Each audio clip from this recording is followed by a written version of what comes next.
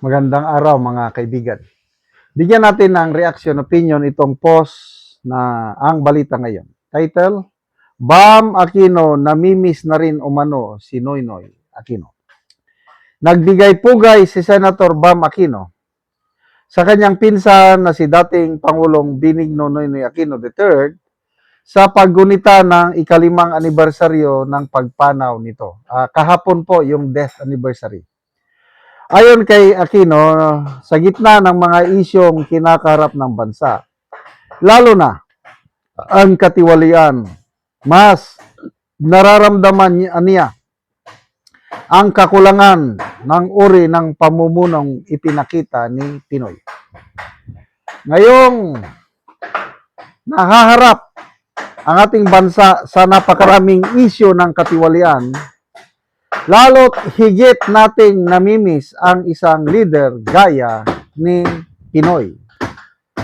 Pumanaw si dating Pangulong Aquino noong Hunyo 24 sa edad na 61. Patuloy siyang ginugunita ng kanyang pamilya, mga kalyado at taga-suporta. Okay.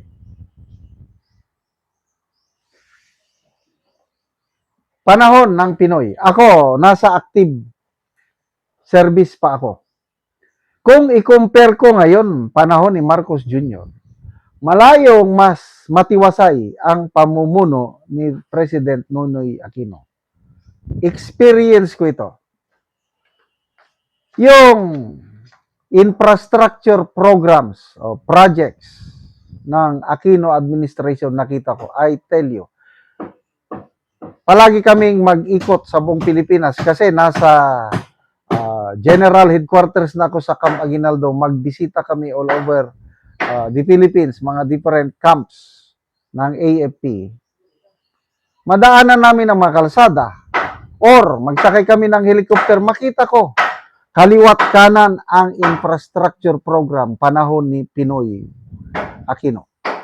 Kaya nga, yung si DPW at Secretary Rogelio Babe Singson, maganda ang nagawa niya. Kaya kinuha siya isa sa mga commissioner ng ICI dahil sa magandang record ng Pinoy administration sa infrastructure projects. Kaya believe ako, yes. Walang masyadong issue ng katiwalian, graft in corruption panahon ng Pinoy administration.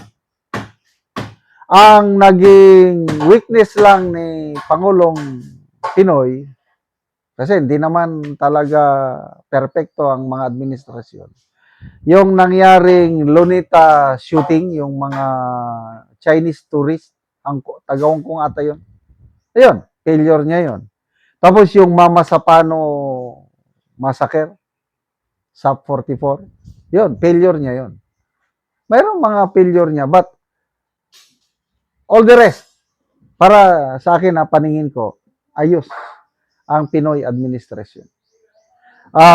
Umalis siya sa kanyang pwesto sa, I think, SWS or Pulse Asia Survey. Mataas ang kanyang rating.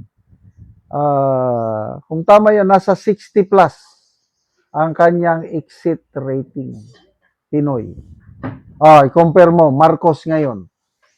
Nasa kalagitnaan pa lang ng kanyang term, negative 13 or negative 15 na. So, malala talaga. Kaya tama si Bam Aquino na nakakamiss ang mga pamumuno Pinoy and Duterte. Idagdag ko na lang sa Duterte. Ang problema dito kay Bam Aquino, sabi nga ni Senator Cayetano na, hindi pala, Kiko D. Aquino pala yan, yung pamangkin. Kiko D. Aquino, hindi ka Marcos, Aquino ka. Kasi itong lumalabas, Kiko D. Aquino, parang sumusuporta, sumusunod na sa kagustuhan ng Malacanang. Yan ang punto ni Senator Cayetano. Kaya binatikos niya yung Kiko D. Aquino, pamangkin ni Pangulong Pinoy.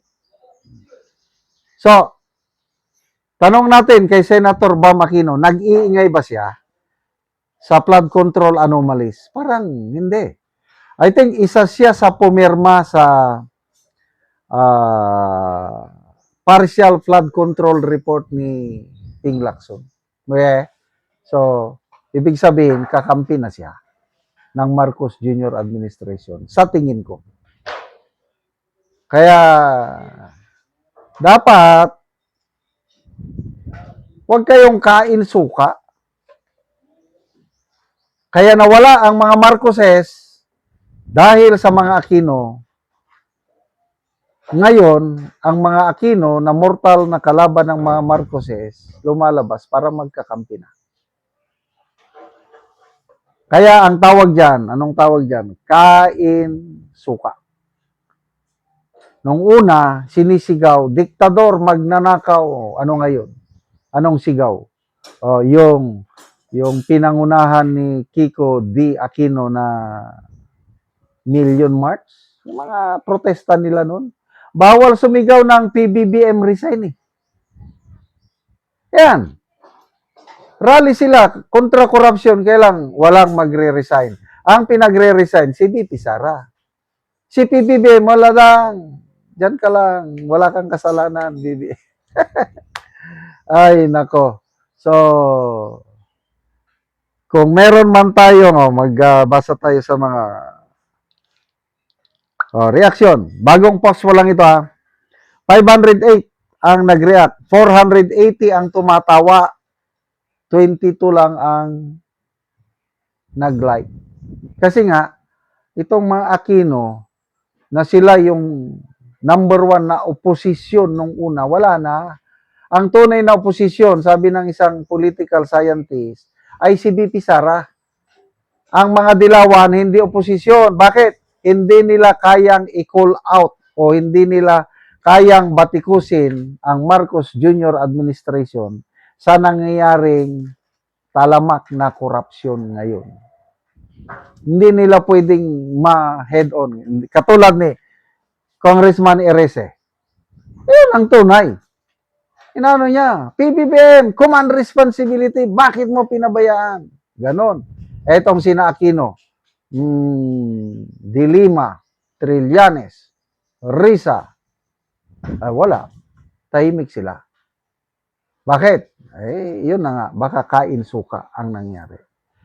Salamat mga kaibigan sa inyong pagsubaybay sa channel na ito. Nakakatulong kayo ng maigi sa tribong talandig ng Bukidnon dahil ang income natin sa channel na ito is pantulong sa tribo. Namimigay tayo ng libreng yero at pako para makapagpatayo sila ng mas maayos na tirahan. Panoorin nyo ang video na ito. Muna ni ang yero nga ipanghatag sa mga tao. So muna ni si Angkol ang mag-atop karon sa ang gipatindog nga bag-o nga balay.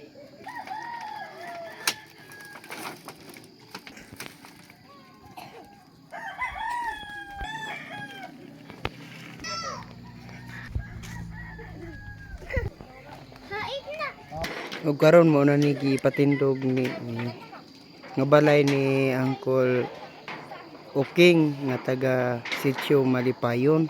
So iyan na ning pag-aatupan karon.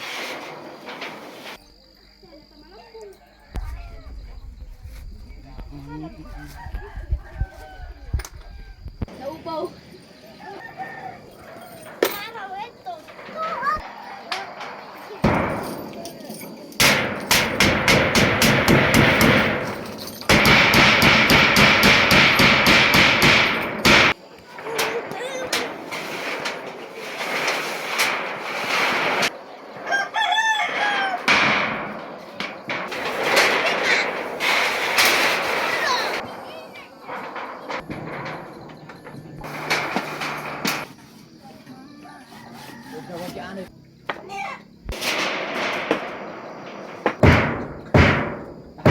Og karon humanagid sa pag-atop ang ginatabang nga yero. So atupan na gyud tong ipatindog nga balay ni Angkol.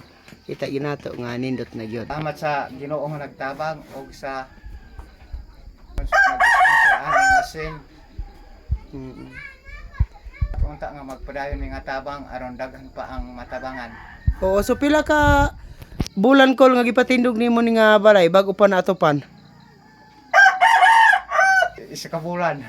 Isa na ka bulan. Oo. So tungod kay wa kay palit og kuan yero. So walay iatop. So karon nga natabangan na ka bago pa gid natupan. Oo. So Ayaw pa yun. salamat kayo, Kol. Daghan kayo salamat.